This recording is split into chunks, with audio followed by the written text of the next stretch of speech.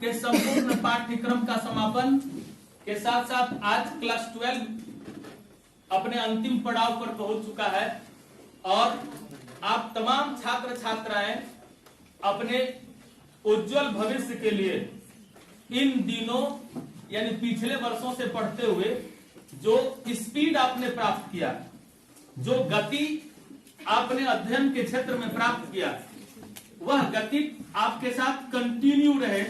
लगातार वो दिलचस्पी यानी इंटरेस्ट ऑफ लर्निंग, सीखने के प्रति जो अभिरुचि होती है, वही किसी भी व्यक्ति को सफलता की मंजिल तक पहुंचाता है। व्यक्ति अपने जीवन में जब सीखने के प्रति उदासीन हो जाता है तो उसे मंजिल बहुत दूर हो जाती है। इसलिए लगातार एक अभिरुचि मेंटेन रखना जरूरी है और अपने जीवन को उस दिशा में अग्रसर करना है जिसमें जीवन के दो ही मुख्य भाग होते हैं, एक hard working and enjoyment. Hard working और एंजॉयमेंट यानी पूरे लाइफ को आप दो वर्गों में बांटें कि जीवन भर एंजॉयमेंट जरूरी है तो जीवन भर आपको हार्ड वर्किंग भी जरूरत है। आप जिस क्षेत्र में रहेंगे उस क्षेत्र में आप लगातार कठोर परिश्रम करते रहेंगे तो कठोर परिश्रम से आपको लगातार एंजॉयमेंट मिलते रहेगा। और पूरे वर्ष में लोगों ने अपने पिछले पठन पाठन की प्रक्रिया के आधार पर जिस लेवल तक अपने आप को आप लोग पहुंचाए हैं उसको तब तक मेंटेन रखने की जरूरत है जब तक आप अपनी मंजिल को प्राप्त नहीं करते। व्यक्ति को जीवन में जो भी व्यक्ति जीवन में शॉर्टकट अपनाता है, जो चाहता है कि कोई चीज जल्दी हो जाए, शॉर्टकट से हम इस चीज को सीख लें, तो शॉर्टकट कभी सफलता दिला नहीं सकती। हार्ड वर्क ही सफलता दिलाती है। यदि तुमको जीवन में अधिक ऊंचाई तक जाना है, जितनी ऊंचाई तक जाना है उतना कठोर परिश्रमी बनो।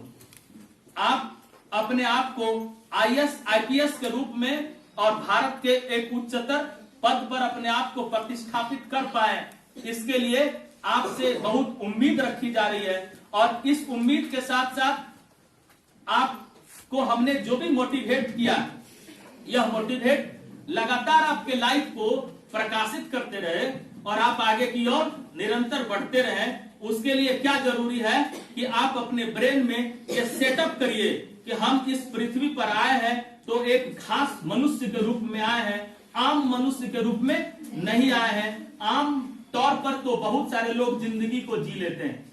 जिंदगी को जी लेना बहुत आसान है, लेकिन जिंदगी में कुछ कर देना, कुछ प्राप्त कर लेना, वो थोड़ी सी कठिन है।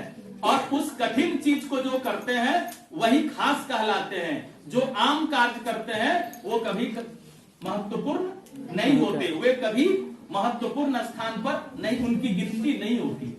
इसलिए हर लोगों के मन में यह भाव आना चाहिए कि हम अच्छे से अच्छे पद पर जाएंगे, सबसे सुपीरियर पोस्ट को प्राप्त करेंगे। आपने जो भी अपने अपने दिमाग में लक्ष्य का निर्धारण किया है, उस लक्ष्य को प्राप्त करने से पहले आपका आराम हराम होगा। इसलिए परीक्षा के बाद किसी परिस्थिति में आप निश्चित रूप से बैठे नहीं। आप जो जिस रेट से आपका स्पीड बना हुआ है, अभी परीक्षा में आप तैयारी में लगे हुए हैं जिस स्पीड से, वो स्पीड यदि आपका मेंटेन रह गया, आप 2 साल और मेंटेन रखें उस स्पीड को, आप जो चाहेंगे वही आपको मिल जाएगा। आप जिस परीक्षा में बैठेंगे उसी परीक्षा को आप निकाल लेंगे, क्योंकि इंटरमीडिएट का 11th और ये 11th और 12 पूरी पढ़ाई का एक ऐसा प्लेटफॉर्म तैयार करता है जो व्यक्ति को अपने जीवन में लक्ष्य प्राप्त करने के लिए एक बेहतरीन इंफ्रास्ट्रक्चर प्रदान करता है। उस इंफ्रास्ट्रक्चर को तुमने जो प्राप्त किया, इस कोविड पीरियड में भी मेहनत तुम लोग लगातार जारी रखे हो और इस मेहनत के आधार पर आपने जो लगातार मेंटेन किया, और हमको पूरी उम्मीद है कि हमने जो भी आप लोगों को दिया, सिलेबस दिया है, सिखाने के उद्देश्य से पढ़ाया है, परीक्षा पास करवाना एकमात्र हमारा उद्देश्य नहीं था। जब आप ज्ञानी हो जाओगे, जब आपके पास नॉलेज हो जाएगा, जब आपके पास जानकारी हो जाएगी, तो करोड़ों परीक्षाएं, सैकड़ों परीक्षाओं को आप यूं ही आराम से पास करते चलेंगे और परीक्षा में आपको बहुत ऊंचे स्तर के मार्क्स मिलेंगे, ये गारंटी है। हाई लेवल का मार्क्स आप लोगों में से एकदम जब रिजल्ट आएगा, बहुत लोगों को अच्छे अच्छे अंक मिले हुए रहेंगे। यह उम्मीद इसलिए की जाती है कि हमने पूरी ईमानदारी से आपको पूरा सिलेबस की जानकारी देने का हर संभव प्रयास किया।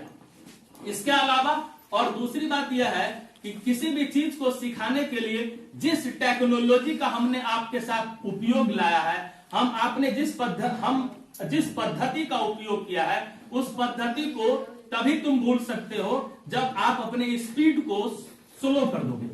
आपकी गति जब बाधित हो जाएगी, आप जब कुंठा के शिकार हो जाएंगे, आप क्लास 12 के एग्जामिनेशन के बाद एक राउंड अबाउट पर आप खड़े हो जाएंगे, एक चौराहे पर आप खड़ा हो जाएंगे, आपको लगेगा कि इधर जाए कि इधर जाए कि इधर जाए, वहां से अनेकों मार्ग फूटते हैं, अनेकों रास्ताएं निकलती है।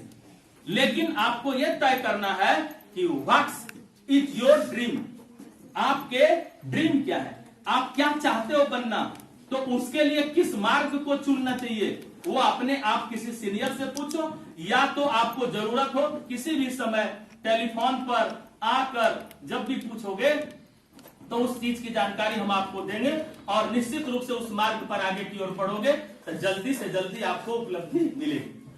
अनचाहे, जैसे जब तक आपने मार्ग का सिलेक्शन नहीं किया तब तक आप रास्ते में चलते रहोगे तो भटकते रहोगे ना, तब जो जहां पहुंचना है वहां देर हो जाएगी। इसलिए उस देर नहीं हो, बहुत जल्दी तुम अपने अचीवमेंट को प्राप्त करो। इसके लिए परीक्षा के बाद आराम नहीं करना, लगातार पढ़ते रहना, इसी स्पीड के साथ पढ़ते रहना। जहां कोई भी बाधा आएगी उस बाधा को दूर करने के लिए हम ऑलरेडी तैयार हैं तुम्हारे साथ, और तुम कभी भी यहां आसानी से पहुंच सकते हो, पूछ सकते हो, टेलीफोन पर भी बात कर सकते हो। दूसरी स्थिति यह है कि जो आमतौर पर इस क्षेत्र के लोगों को कमी प्राप्त होती है, वो कमी क्या है कि परीक्षा के बाद उनको लगने लगता है कि हम क्या करें, और खास करके गर्ल्स लोगों के लिए प्रॉब्लम होने लगता है कि बाहर उनके गार्जियन भेजने के लिए अपने आप को तैयार नहीं कर पाते हैं, यानी सोशल बाउंडिंग, फैमिलियर बाउंडिंग, बहुत सारे ऐसे कारण हो जाते हैं जिसके कारण उनको समस्या आती है।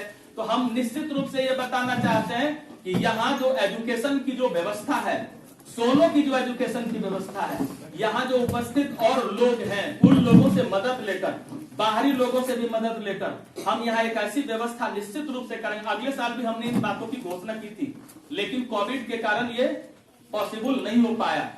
यदि इस बार सामान्य दशा रहती है तो निश्चित रूप से वो व्यवस्था यहाँ उपलब्ध करा दी जाएगी, जिसके आधार पर आप किसी भी प्रकार की तैयारी आसानी से कर सकते हैं।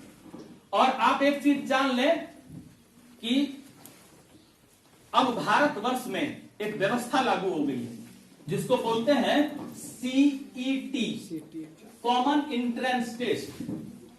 कॉमन एंट्रेंस टेस्ट अब लागू हो चुका है। उत्तर प्रदेश एक्सेप्ट कर लिया, बिहार भी कुछ दिन में एक्सेप्ट कर लेगा। नई शिक्षा नीति, न्यू एजुकेशन पॉलिसी जब आया था तो जो इम्प्रूव्ड प्रोविंस थे, जो विकसित राज्य थे, उन लोगों ने पहले ले लिया, और कुछ ऐसे राज्य थे जहां का ज्योग्राफिकल कंडीशन, जहां का सोशल कंडीशन कुछ ठीक नहीं थे, सुटेबल नहीं था, वो थोड़ा लेट से लिया। तो हमारे बिहार में न्यू एजुकेशन पॉलिसी जो आया था वो थोड़ा लेट से आया। उसी तरह CET अभी लागू हो गया, उत्तर प्रदेश एक्सेप्ट योगी जी कर लिए और वहां लागू हो गया था। जो जितना जल्दी ले लेता है उसकी गाड़ी पहले खुलती है, उतना आगे वो बढ़ जाएगा। निश्चित रूप से हमारे नीतीश जी भी इसको करेंगे, और ये जैसे ही लागू हो जाएगा और जब भारत सरकार के द्वारा लागू हो गया तो सारे लोगों को कॉमन एंट्रेंस टेस्ट में बैठना है। एक ही तरह का क्वेश्चन भारत के सारे लोगों से पूछा जाएगा, और जब उस परीक्षा से आप निकल जाएंगे तो पास कर जाएंगे तो आपकी PT हो गई। अब आपको कोई PT में बैठना नहीं है।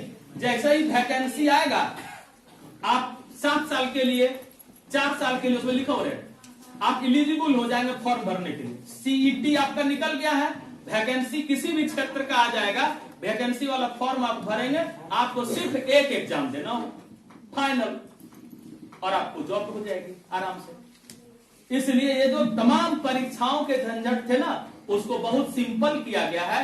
एजुकेशन व्यवस्था में बहुत सारा परिवर्तन हो गया है, और इस परिवर्तन से लाभ ये लेना है कि एकदम यहां हम विधिवत व्यवस्था लागू करेंगे ताकि किसी को भी इसमें कोई दिक्कत नहीं हो। और मेंस जो होता है वो विशेष रूप से सब्जेक्टिव होता है, और सब्जेक्टिव एग्जाम की तैयारी के लिए हमको पूरा विश्वास है कि साइंस वगैरह में तुम लोग जितना सब्जेक्टिव नॉलेज गेन किए हो और उसी को फिर तुम रिपीट भी करोगे। तुम्हारे पास फेयर की कॉपी होगी, फेयर के कॉपी को एकदम भगवान से बढ़कर मानो तब तक जब तक तुम अपने आप को सेटअप नहीं करते हो। और सेटअप ही आगे के लिए भी, सेटअप ही सिर्फ नहीं, आगे के लिए भी तुम्हारा जो भी आगे की पीढ़ी रहेगी उसको भी उससे लाभ मिलेगा। इसलिए इस कॉपी को निश्चित रूप से रखो। तुम्हारे आगे की भाई बहन आदि को किसी को कुछ बताना रहेगा तो उससे तुम आसानी से बता सकते हो, क्योंकि वो बहुत बड़ी पूंजी है। और दूसरी बात क्या है कि उसमें थोड़ा सा 11th में थोड़ी कम तैयारी हो पाई थी, इसलिए कि 11th थोड़ा लेट से शुरू हुआ, और बहुत सारे कारण हो जाते हैं, कोविड भी उसका एक कारण था। तो 11th आदि से रिलेटेड भी, और जो लोग चाहेगा फ्यूचर आगे के लिए स्पीड करना, वो बात करोगे। जितना छूटा हुआ क्लास था, जो चीजें जरूरी थी, उसको किसी भी टाइम कभी भी हम इसके लिए हम इंफ्रास्ट्रक्चर तैयार करेंगे, योजना बनाएंगे, उसके आधार पर सबको क्लास फिर से अवेलेबल कराएंगे। यानी आईएससी की परीक्षा दे देना यही लाइफ का लास्ट टारगेट नहीं होता है।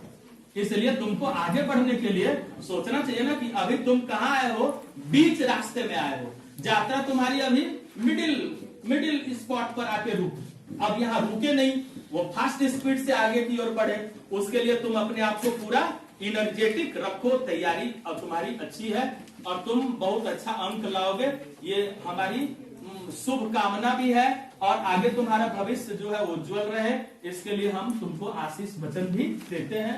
दूसरी स्थिति यह है कि परीक्षा का टेक्नोलॉजी जो था, जिसमें कहां से कितने अंक रहेंगे, उसका सिलेबस क्या है, कितने अंक पूछे जाएंगे, ये अभी हमने आपको पूरी तरह जानकारी दे दी है। कहां से कौन कौन प्रश्न आएगा, कौन चैप्टर से कितने अंक के प्रश्न पूछे जाते हैं, इस पर ध्यान रखते हुए परीक्षा के समय your fair copy is already supporting for you, आपके लिए सबसे ज्यादा सपोर्ट उपलब्ध कराएगा। तो आपकी फेयर कॉपी उसको निकाल के अच्छा से पढ़े और एकदम मस्ती से आगे की ओर बढ़े।